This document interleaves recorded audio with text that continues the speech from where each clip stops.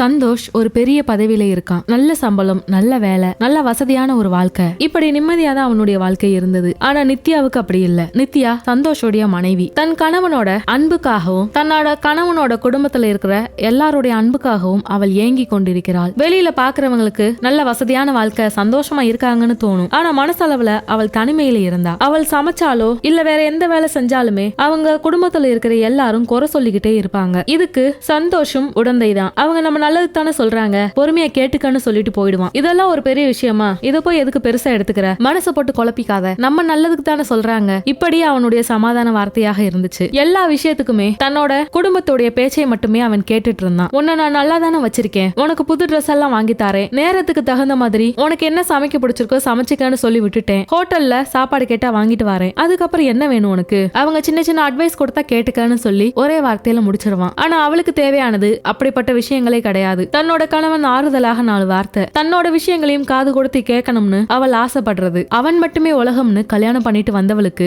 அங்க நடக்கிறது எல்லாமே ஏதோ ஒரு விதத்துல அவமானமாகவே இருந்துச்சு. அவளும் அந்த ஊர்ல வேலை பார்த்துட்டு இருந்தா. ஒரு நாள் அந்த வேலையை விட்டுட்டு இவங்க வெளியூருக்கு போய் செட்டில் ஆக வேண்டிய நிலைமை வந்துச்சு. அப்ப ரொம்ப சோகமா இருந்தா. இத பார்த்த சந்தோஷோடைய அத்தை, சந்தோஷமா இருக்க வேண்டியது தானே, இப்ப என்ன இந்த வேலை போனதுக்கா நீ இப்படி மூஞ்சி தூக்கி வச்சு உட்காந்துருக்க, வேலைக்கும் போய்கிட்டு வீட்டு வேலையும் பார்த்துட்டு இருக்கிறதுக்கு நீ பாட்டி இப்ப ஜாலியா வீட்டுல சும்மா இருக்க போற, அதை நினைச்சு சந்தோஷப்படு, எதுக்கு இந்த வேலையை போய் பெருசா நினைச்சு அதையே யோசிச்சுக்கிட்டு உட்காந்துருக்கன்னு ஒரே வார்த்தையா சொல்லி முடிச்சாங்க. இதை கேட்டதுமே அவளுக்கு மனசெல்லாம் உடைஞ்சு போயிடுச்சு. தன்னோட புருஷன் கிட்ட இதை சொல்லும் போது அவங்க சரியா தானே சொல்றாங்க, இதெல்லாம் பெருசா எடுத்துக்காத, வீட்டுல ஜாலியா சும்மா உட்கார்ற வேலையை பாரு, வீட்டு வேலையும் செஞ்சுக்கிட்டு ஆபீஸுக்கும் போயிட்டு வந்தேனா உனக்கு எப்படி டயர்டா இருக்கும், அதெல்லாம் விட்டுரு, இப்படியே அவனும் சொன்னான். இதை கேட்டதுமே அவள் பயங்கரமாக அழுதா. இந்த வேலை போனது, வெளியூருக்கு போறது, இதெல்லாம் அவளுடைய பிரச்சனை கிடையாது. அடுத்தவங்க என்ன சொன்னாலும் அதுதான் சரின்னு நம்புற அந்த மைண்ட் செட் தான் அவளுக்கு கொஞ்சம் கூட பிடிக்காம இருந்துச்சு. தன்னோட பொண்டாட்டி அந்த இடத்துல விட்டு கொடுக்காம வேற ஏதாவது வழியில அவன் சரி பண்ணி இருக்கலாமோ அப்படிங்கிற எண்ணம் அவளுக்கு வந்துகிட்டே இருந்துச்சு. அன்னைக்கு ராத்திரி முழுவதும் அழுதா. அப்போ ஒரு லெட்டர் எழுத ஆரம்பிச்சா. யார் என்ன சொன்னாலும் அப்படியே நம்புறியே,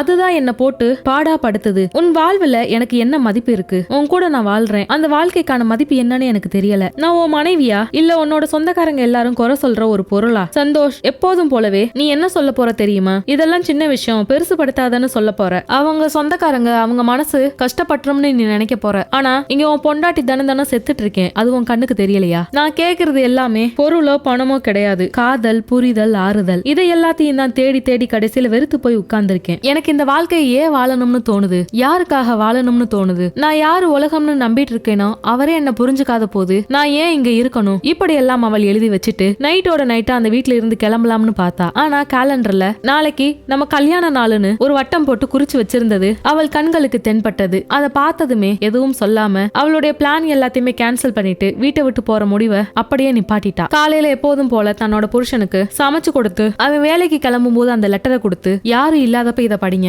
இது எனக்காக நான் எழுதுனது, அட்லீஸ்ட் இதையாவது முழுசா படிங்கன்னு சொல்லிட்டு அவள் கொடுத்தா. ஆனா எப்போதுமே நித்யா பேசும்போது ஏதாவது குறை சொல்லிக்கிட்டு இல்லன்னா அழுது வடிஞ்சிட்டு பேசுற ஒரு பொண்ணு இன்னைக்கு சண்டை போடாம அமைதியா ஒரு லெட்டரை கொடுத்ததுமே அவன் மனசுக்குள்ள என்னமோ உறுத்தலாகவே இருந்துச்சு. இது என்னவா இருக்கும்னு யோசிக்க ஆரம்பிச்சான். அப்போ நேரா வேலைக்கு போனதுக்கு அப்புறம் மன அமைதி கொஞ்சம் கூட இல்லவே இல்ல. ரொம்ப ஒரு மாதிரி குழப்பமாவே இருந்துச்சு. அதை உடனே எடுத்து படிக்கணும்னு தோணிக்கிட்டே இருந்துச்சு. அவன் அந்த லெட்டர் பிரிச்சு படிக்க ஆரம்பிச்சான். அதுல எழுதின ஒரு வரியுமே அவனை ஒரு மாதிரி குற்ற உணர்ச்சிக்கு ஆளாக்கியது. தனிமையில நான் எவ்வளவு கஷ்டப்பட்டேன், நான் எதிர்பார்த்தது உன்கிட்ட இருந்து ஒரு சின்ன சப்போர்ட் தான், எனக்குன்னு நீ பேச போற ஒரு வார்த்தை தான், அது கூட நீ பேசாம விட்டுட்டியேன்னு சொல்லி அவள் மனசுக்குள்ள என்ன இருந்துச்சோ அது எல்லாத்தையும் எழுதி வைத்திருந்தாள். அதை படிச்சதுமே அவன் வேகமாக வீட்டிற்கு ஓடி வந்தான். நித்யா அங்க ஒரு சேர்ல உட்கார்ந்திருக்கும் போது அவளுடைய காலுக்கு பக்கத்துல போய் அமைதியா உட்கார்ந்தான். மெதுவா அவளுடைய பாதத்தை பிடிச்சு, என்ன மன்னிச்சிடு, நான் அந்த மாதிரி பண்ணிருக்க கூடாது, நான் மட்டும்தான் உன் உலகம்னு நீ என்னையே சுத்தி வந்துட்டு இருக்க, நான் அதையெல்லாம் விட்டுட்டு அவங்க காயப்பட்டுருவாங்க இவங்க சங்கடப்பட்டுருவாங்கன்னு நினைச்சு நான் உன்னை கவனிக்காம விட்டுட்டேன், நீ தனிமையில எப்படி வாடி இருக்கன்னு எனக்கு புரிஞ்சது, இதே வேலையை நீ செஞ்சிருந்தா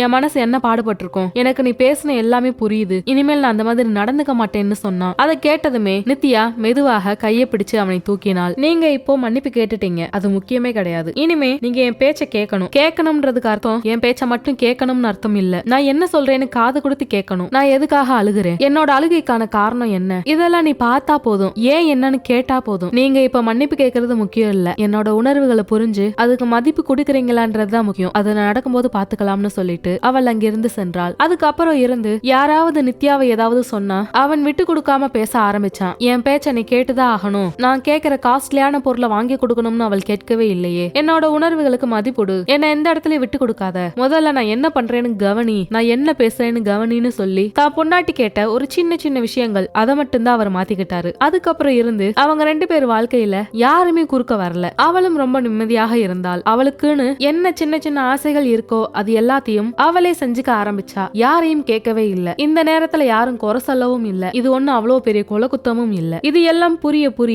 எத்தனையோ வீடுகள்ல பொண்டாட்டி என்னென்ன பண்ணிட்டு இருக்காங்க, எவ்வளவு பிரச்சனை பண்ணிட்டு இருக்காங்க. இவள் அது எதுவுமே பண்ணலையே, அமைதியா அவ உண்டு அவ வேலை உண்டுன்னு இருக்கா. அவளை குத்தி காட்டிக்கிட்டு குறை சொல்லிக்கிட்டே இருக்காம இருந்தாலே அவள் நிம்மதியா இருக்காளே, குறை சொல்ற அளவுக்கு அங்க எதுவுமே நடக்கலையேன்னு சொல்லி அதுக்கப்புறம் தான் அவருக்கு புரிஞ்சது. கணவனோட புரிதல் இல்லனா கணவன் மனைவிக்கு உண்டான இணக்கம் இல்லாம பிரிவு மட்டும்தான் வரும். இதுவே 2 பக்கமும் இருந்து அந்த புரிதலும் காது கொடுத்து கேட்கிற ஒரு பக்குவம் வந்தா போதும். ஆயுசு முழுக்கவுமே எந்த சண்டையும் இருக்காது. இந்த கதை உங்களுக்கு பிடிச்சிருக்கும்னு நினைக்கிறேன். அப்படி பிடிச்சிருந்துச்சுன்னா நம்ம சேனல்ல லைக் பண்ணுங்க, சப்ஸ்கிரைப் பண்ணுங்க, ஷேர் பண்ணுங்க. இன்னொரு கதையோட இன்னொரு நாள் வந்து பாக்குறேன். நன்றி, வணக்கம்.